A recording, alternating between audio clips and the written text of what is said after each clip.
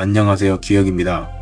오늘의 기묘한 역사 이야기는 9명의 탐사대원이 증발한 디아트로프 패스 사건에 대해서 알아보겠습니다. 1959년 1월 23일 이고르 디아트로프가 이끄는 탐사대는 스베르들롭스크를 출발했습니다. 대원들은 남성 8명, 여성 2명으로 구성되어 있었습니다. 이들은 모두 20대 초중반의 젊은 나이였고 신체적으로나 정신적으로 가장 전성기에 있던 베테랑들이었습니다. 여정의 초기 대원 중 한 명이었던 유리유딘이 심한 관절염과 신경통을 호소했습니다. 결국 그는 등반을 포기하고 하산해야만 했고 이것이 그의 목숨을 살린 유일한 이유가 되었습니다. 남은 9명의 대원들은 예정대로 우랄산맥의 깊은 눈밭을 헤치며 나아갔습니다.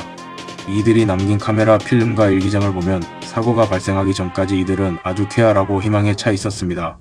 눈밭에서 장난을 치고 텐트 안에서 미소 짓는 그들의 마지막 사진들은 앞으로 닥칠 끔찍한 비극과 너무나도 대비됩니다. 2월 1일 탐사대는 홀라트 차을산의 경사면에 텐트를 쳤습니다. 만시족 언어로 죽음의 산이라는 뜻을 가진 곳이었습니다. 원래 계획대로라면 숲속에 베이스 캠프를 쳐야 했지만 굳이 바람이 매섭게 부는 탁 트인 산중턱에 텐트를 친 이유는 아직도 명확하지 않습니다. 베테랑이었던 디아트로프가 고도 적응 훈련을 위해 일부러 험난한 장소를 택했다는 추측만이 존재할 뿐입니다. 그리고 그날 밤 9명의 대원들에게 알 수 없는 끔찍한 사건이 발생합니다. 탐사대가 목적지에 도착해 전보를 보내기로 한 날짜는 2월 12일이었습니다. 하지만 날짜가 지나도 아무런 연락이 없었습니다.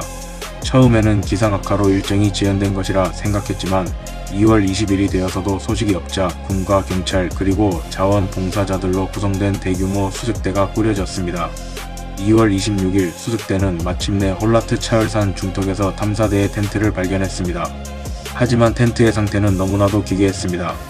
텐트는 절반쯤 눈에 파묻혀 있었고 무엇보다 텐트 천이 안쪽에서 바깥쪽으로 예리한 칼에 의해 갈기갈기 찢겨 있었습니다.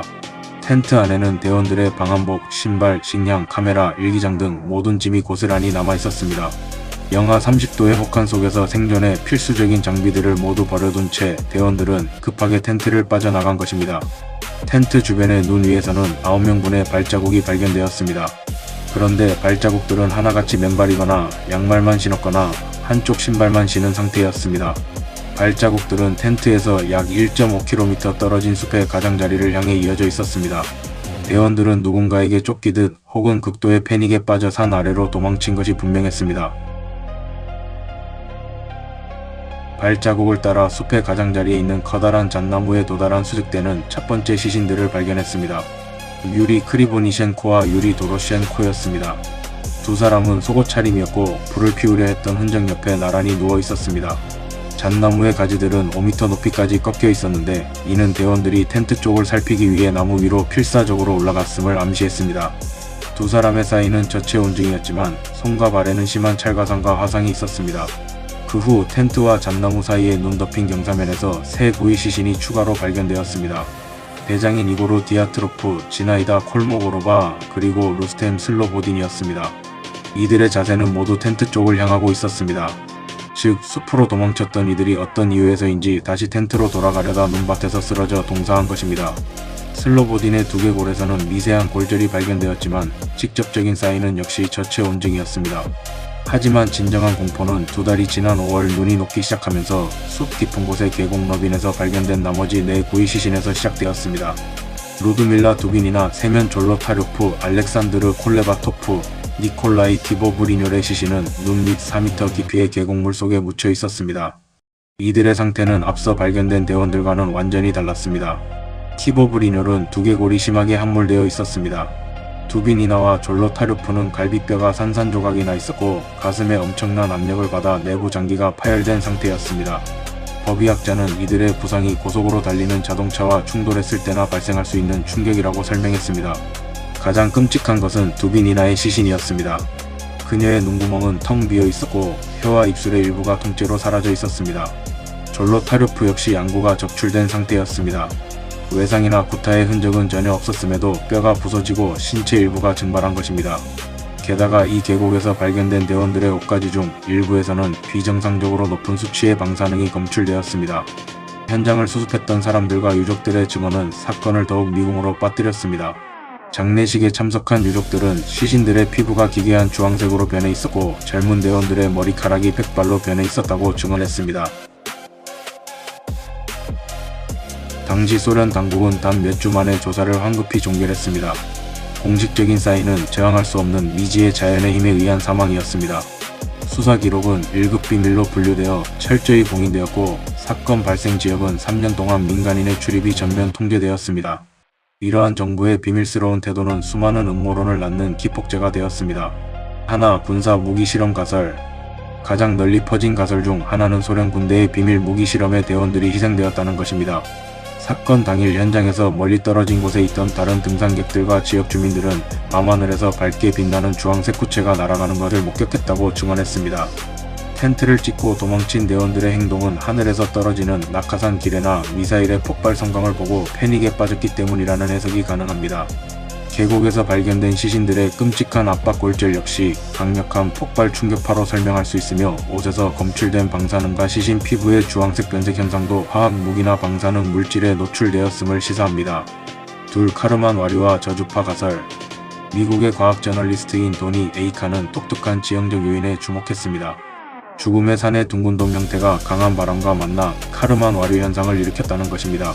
이 현상은 인간의 귀에는 들리지 않지만 뇌에 직접적인 영향을 미치는 강력한 저주파를 발생시킵니다.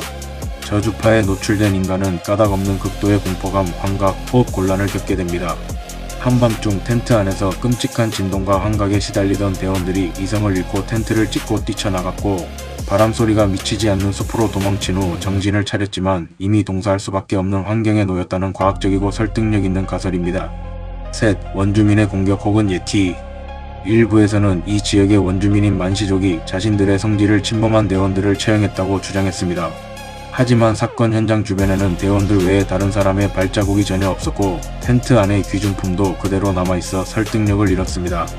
또 다른 이들은 우랄산맥에 산다는 전설 속 미확인 생명체 예티의 공격을 받았다고 믿기도 합니다. 두빈이나의 혀가 사라진 것이나 뼈가 부서진 흔적이 야생동물의 습격과 유사하다는 점 때문이지만 이 역시 과학적인 증거는 전무합니다. 사건 발생 60여 년이 지난 2021년 스위스의 과학자들은 최첨단 컴퓨터 시뮬레이션을 통해 새로운 연구 결과를 발표했습니다. 이들은 사건의 원인을 판상 눈사태로 지목했습니다. 연구진에 따르면 대원들이 텐트를 치기 위해 눈 경사면을 깎아낸 것이 불안정한 눈충을 만들었습니다. 밤이 되어 기온이 급격히 떨어지면서 눈덩이가 무거워졌고 결국 얼음덩어리로 이루어진 거대한 눈판이 텐트 위로 무너져 내렸다는 것입니다. 이 눈사태는 일반적인 눈사태처럼 거대하고 요란한 것이 아니라 단단한 얼음판이 덮치는 형태였습니다. 이 얼음판에 깔리면서 일부 대원들의 갈비뼈와 두개골이 자동차 사고와 맞먹는 충격으로 부러졌다는 설명이 가능해집니다. 갑작스러운 눈사태로 텐트가 짓눌리자 대원들은 질식할지도 모른다는 공포에 휩싸여 황급히 텐트를 찍고 탈출했습니다. 중상을 입은 동료들을 부축해 영하 30도의 밤바다를 뚫고 숲으로 대피했지만 불을 피우기에는 역부족이었고 결국 흩어져 저체 온중으로 사망했다는 것입니다. 시신의 혀와 눈이 사라진 현상은 계곡에 흐르는 물속에서 야생동물이나 미생물에 의해 부패가 진행된 자연스러운 스캐빈징 현상으로 결론지었습니다. 옷에서 나온 미세한 방사능은 당시 캠프용 랜턴 심지에 사용되던 토륨 성분 때문이라는 분석도 덧붙여졌습니다. 현대과학은 판상 눈사태라는 가장 이성적인 해답을 제시했습니다. 하지만 이 결론 역시 수많은 음모론자들과 미스터리 애호가들을 완벽하게 납득시키지는 못하고 있습니다. 베테랑 산악인들이 왜 하필 그 위험한 경사면에 텐트를 쳤는지, 왜 부상당한 동료들을 이끌고 1.5km나 떨어진 숲으로 도망쳤어야 했는지, 하늘에서 목격된 주황색 불빛의 정체는 진정 무엇이었는지 여전히 채워지지 않은 퍼즐 조각들이 남아있기 때문입니다. 디아트로프 패스 사건은 대자연의 압도적인 힘 앞에선 인간의 무력함을 보여주는 비극이자 차가운 눈 속에 파묻힌 진실이 무엇인지 끝없이 질문하게 만드는 역사상 최고의 미스터리로 영원히 기억될 것입니다. 이상으로 오늘의 기묘한 역사 이야기였습니다. 감사합니다.